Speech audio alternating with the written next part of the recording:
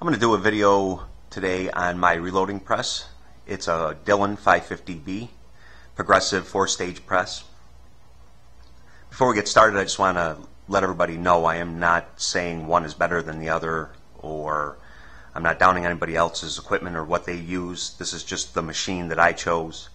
There were a few items and reasons why I went this route, and I just wanted to explain that. So I'm not downing anybody else, RCBS, Lehman, Lee, any of those guys, Hornady, all good manufacturers, all good brands, heard good things about most of them. So there were a few items why I chose this press over most. Number one is it accommodates over 160 calibers. It does pistols and rifles. So for that amount of ammunition that I can choose from and put on this machine, it's definitely expandable. So it gives a broad range of reloading, and I'm not forced into just one or two or a couple. So you can expand on that. Basically, you can reload 500 to 600 rounds per hour, so Dillon will tell you. I don't really go that fast. I like to do more quality checks and go just a little bit slower to make sure everything's right. But it can do it roughly, like I said previous, I do about 200 an hour on a really good night if I'm really pushing it. But I try to take my time. It came with one caliber conversion kit, and I'll get into that a little bit later. I had to buy the dies separately. It doesn't come with a set of dies. But with the one free caliber conversion, the dies went along with it. And I chose for my first ones were 40 Smith & Wesson at the time when I bought it. So the tool head, where the dies are sitting, that's interchangeable. Basically, I just pull that little spring off the powder measure, pull two pins, and I can take that whole assembly out and then just put another tool assembly of another caliber with those dies in it. So I don't have to take all the dies out of the tool head and then reset everything up for another caliber. It's not a hard process, but it's a lengthy process, and if you can interchange them without having to touch your dies, that's definitely an added bonus. I love the primer system on this machine. It comes with a safety feature, actually. When you slide the primers down into the primer tube, it has a sensor on it. When it gets down to about 5 primers left in the tube, it'll actually set the sensor off to let you know that you're running low, which is a great safety feature. Number one, if you keep reloading without the primers in the cases, obviously the powder goes everywhere, and powder's a tough thing to clean up, and you want to be kind of safe. I mean, I don't think it would blow up by any means. It is smokeless powder, but it can catch fire, and the neater you are, I just feel it's a safety thing. So that feature I really, really liked about the Dillon. And last but not least, Dillon's reputation. They have a great reputation. I talked to a lot of different people and did a lot of research before I got into the hobby. And Dillon Precision, their reputation definitely it's exceptional. On top of that, their customer service is second to none. They have what they call a no BS lifetime warranty. If any of these parts wear out or break, that's all I have to do is call Dillon and they'll replace it. And I have never heard anybody having an issue with getting an item from Dillon. They're pretty much no questions asked, which I really like. I mean, they really stand behind their products.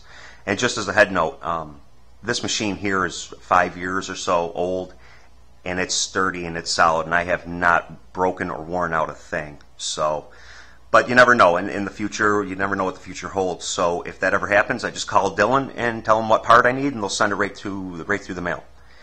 So we're going to do a couple little close-ups of the machine itself and the dies, and we'll get into some more here in a minute. This is the tool head.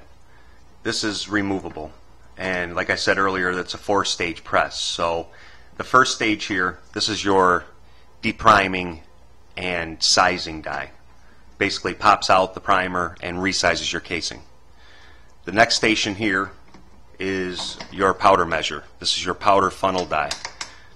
Third station here is the bullet seating die. Now, some dies come where the seating die and the crimping die are all in one. RCBS has some dies that do that. My personal preference, again, it's not right or wrong. I like to seat my bullets with one die and crimp them with another one. I like to do them in 2 separate processes. Just my own personal preference. So, and then number 4 here, like I said, this is the crimping die. And there's a couple of variances of a crimping die depending on what you're reloading. There's a taper crimp or a roll crimp, basically. This one here is for 40 Smith & Wesson, so it's a taper crimp. Like I was saying earlier about the tool head, about how easy it is to pull it out and just change over calibers with dies already set up.